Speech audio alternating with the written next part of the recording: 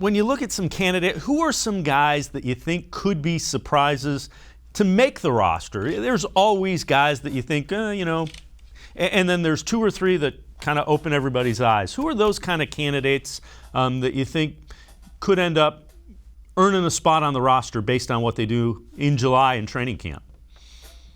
Well, there are a couple of guys on the back end of the roster that are really going to be working hard to make the team this year. One of those would be A.J. Green, a cornerback that was a rookie last year, an undrafted guy. So he's somebody to keep an eye on. And then Curtis Weaver, he was claimed via waivers from the Miami Dolphins, and he's somebody that, that has an opportunity to come in here and try to make the team.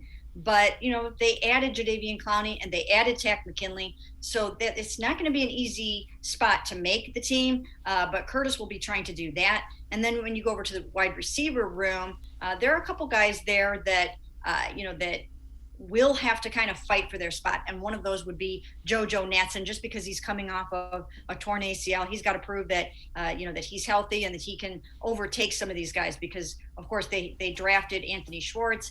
And, they also have Demetric Felton, who is working at wide receiver some.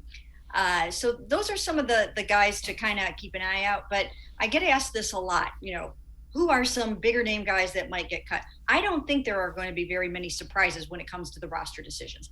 I do believe that once the Browns get to this point, they will keep, they're 53. Some of them will end up on an injury list, and then a bunch of guys will end up on the practice squad.